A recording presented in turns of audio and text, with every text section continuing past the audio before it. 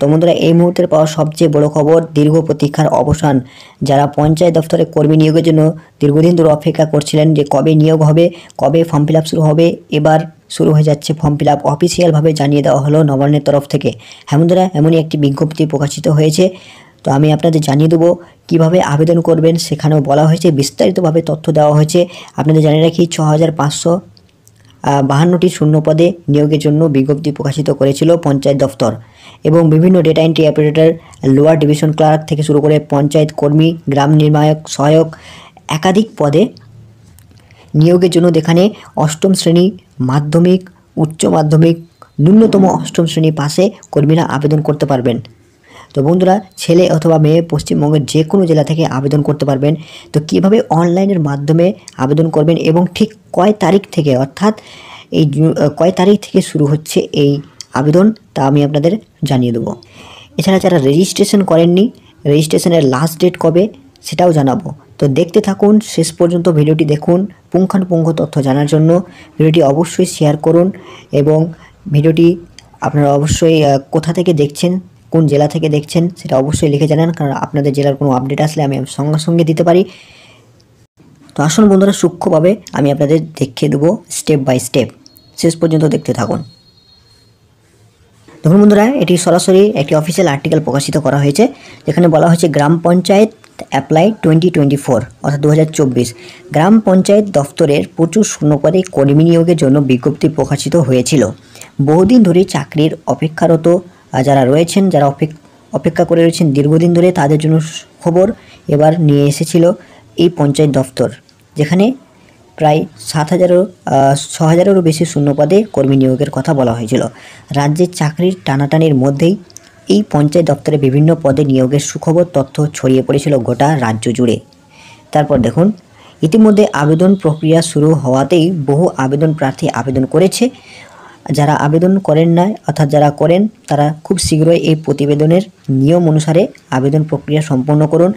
অর্থাৎ যেসব প্রার্থীরা বহুদিন ধরে রয়েছেন, অষ্টম শ্রেণী পাস যোগ্যতায় চাকরি খুঁজছেন, তাদের জন্য এই আজকের প্রতিবেদন, অর্থাৎ আজকের ভিডিওটি খুবই গুরুত্বপূর্ণ হতে যাচ্ছে। তো দেখুন, সর্বপ্রথমে এখানে কয়টি পদে নিয়োগ করা হবে, কিসের ভিত্তিতে ইচ্ছুক প্রার্থীদের এই পদগুলিতে নিযুক্ত করা হবে, কিভাবে এই আবেদন করবেন, আবেদন করার জন্য প্রার্থীদের কী কী ডকুমেন্টস প্রয়োজন, এবং আজকের এই ভিডিওতে আলোচিত হতে চলেছে উপরের সবকটি বিষয় নির্ভুল সমাধান নিয়ে।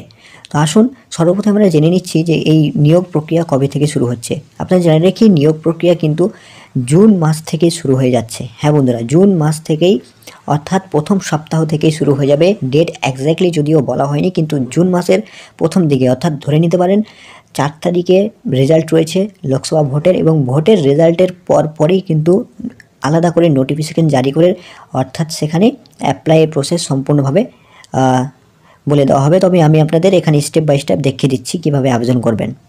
দেখুন, প্রতিনিয়ত রাজ্যে চাকরির হাহাকার দেখা যাচ্ছে, আমরা দেখেছি, এবং ন্যূনতম 18 বছরের উপরে বা সর্বোচ্চ 40 বছরের নিচে হতে হবে বয়সসীমা। তারপরে বলা হয়েছে, এই পদে নিযুক্ত প্রার্থীদের প্রতি মাসে সরকারি নিয়ম অনুসারে প্রতিটি পদের জন্য আলাদা আলাদা বেতন দেওয়া হবে। দেখুন, প্রতিটি পদের জন্য আবেদনকারীদের আলাদা আলাদা শিক্ষাগত যোগ্যতা রাখা হয়েছে। আবেদনকারীদের নির্দিষ্ট শিক্ষাগত যোগ্যতা হিসেবে স্বীকৃত কোনো বিদ্যালয় বা বিশ্ববিদ্যালয় থেকে ন্যূনতম অষ্টম শ্রেণী পাস যোগ্যতা থেকে সর্বোচ্চ স্নাতক ডিগ্রি অর্জন প্রাপ্ত যোগ্যতা হতে হবে।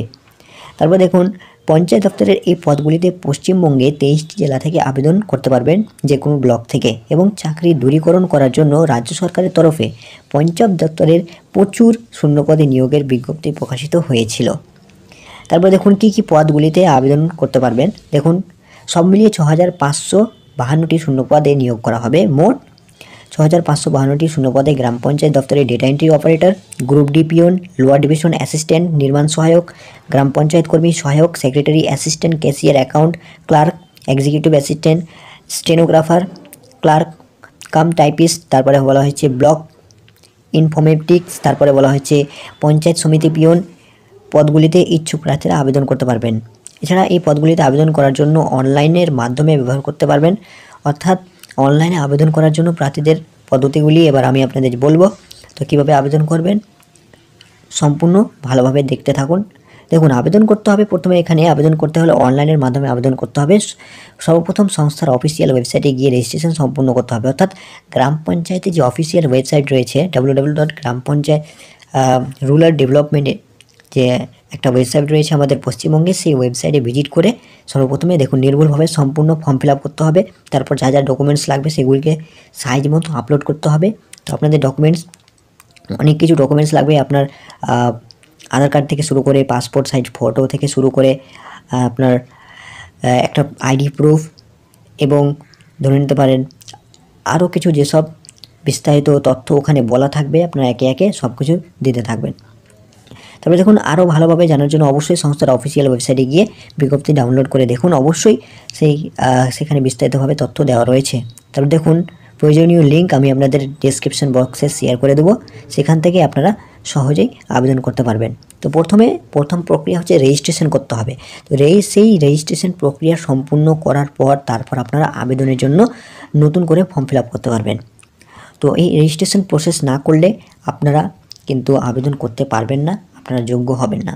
তাই বলছি, আপনারা অবশ্যই আবেদন করার আগে রেজিস্ট্রেশন প্রক্রিয়াটি সম্পূর্ণ করে রাখুন, যারা আবেদন করবেন, যারা ইচ্ছুক রয়েছেন।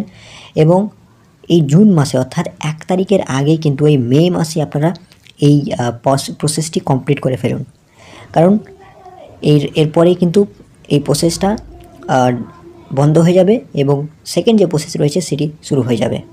তাই আপনাদের বলবো, আপনারা অতি শীঘ্রই এই প্রসেসটি করে রাখুন। আর আপনারা যদি প্রসেসটা না জেনে থাকেন তো অবশ্যই কমেন্ট করুন।